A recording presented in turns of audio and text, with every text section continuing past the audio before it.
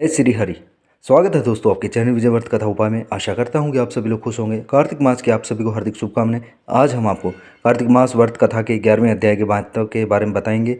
इस व्रत का क्या महत्व है। और दोस्तों, अगर आप पूरे कार्तिक मास के महत्व और कहानी को सुनोगे तो आपको वैकुंठ धाम की प्राप्ति जरूर होगी। दोस्तों, चाहे आप व्रत करो या ना करो, लेकिन कार्तिक मास के महात्मा और व्रत कथा को जरूर सुने आप। इसी तरह मुझे फुल सपोर्ट करते रहिएगा ताकि मैं आपको हर प्रकार की समय समय पर अच्छी वीडियो भेज सकूं।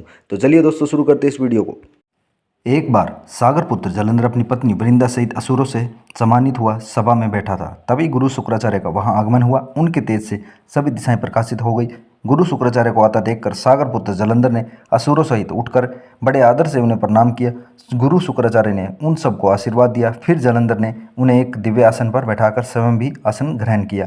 फिर सागर पुत्र जलंधर ने उनसे विनम्रता से पूछा, हे गुरुजी, आप हमें यह बताने की कृपा करें कि राहु का सिर किसने काटा था। इस पर दैत्य गुरु शुक्राचार्य ने विरोचन पुत्र हिरण्यकश्यप और उसके धर्मात्मा पुत्र का परिचय देकर देवताओं और असुरों द्वारा समुद्र मंथन की कथा संक्षेप में बताते हुए कहा, जब समुद्र से अमृत निकला तो उस समय देवरूप बनाकर राहु भी पीने बैठ गया।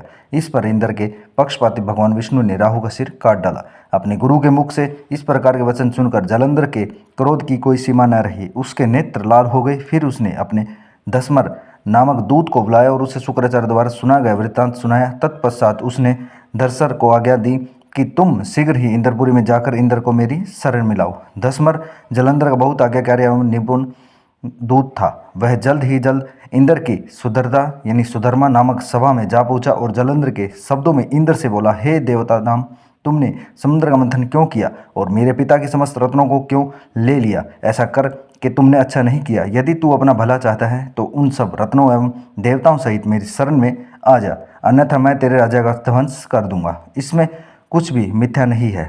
इंद्र बहुत विस्मित हुआ और कहने लगा, पहले मेरे भय से सागर ने सब पर्वतों की अपनी कुक्षी को स्थान दिया और उसने मेरे पुत्र यानी मेरे शत्रु देवों की क्यों रक्षा की। इसी कारण मैंने उनके सब रतन हरण किए। मेरा द्रोही सुखी नहीं रह सकता, इसमें संदेह नहीं है। इंद्र की ऐसी बातें सुनकर वह दूत शीघ्र ही जलंधर के पास गया और सब बातें कह सुनाई। उसे सुनते ही वह दैत्य मारे क्रोध के अपने ओष्ठ फड़फड़ाने लगा और देवताओं पर विजय प्राप्त करने के लिए उसने उद्योग आरंभ किया। तो सब दिशाओं पाताल से करोड़ों करोड़ों दैत्य उसके पास आने लगे। शुभ निशुम्भ आदि करोड़ों सेनापतियों के साथ जलंधर इंद्र से युद्ध करने लगा। शीघ्र ही इंद्र के नंदवन में उसने अपनी सेना उतार दी। वीरों की शंखध्वनि और गर्जना से इंद्रपुरी में गूंज उठी। अमरावती छोड़ देवता उससे युद्ध करने लगे। भयानक माराकाट हुई। असुरों के गुरु आचार्य शुक्र अपनी मृत संजीवनी विद्या से और देवगुरु बृहस्पति द्रोणागिरी से औषधि लाकर जिलाते रहे। इस पर जलंधर ने क्रोध होकर कहा कि मेरे हाथ से मेरे मरे हुए देवता जी कैसे जाते हैं। जिलाने वाली विद्या तो आपके पास है। इस पर शुक्राचार्य ने देवगुरु द्वारा द्रोणाचार्य से औषधि लाकर देवताओं को जिलाने की बात कह दी। यह सुनकर जलंधर और भी कुपित हो गया। फिर शुक्राचार्य जी ने कहा, यदि शक्ति हो तो द्रोणागिरी को उखाड़कर समुद्र में फेंक दो, तब मेरे कथन की सत्यता प्रमाणित हो जाएगी। इस पर जलंधर कुपित होकर जल्द ही द्रोणागिरी पर्वत के पास पहुंचा और अपनी भुजाओं से पकड़कर द्रोणागिरी पर्वत को उखाड़कर समुद्र में फेंक दिया।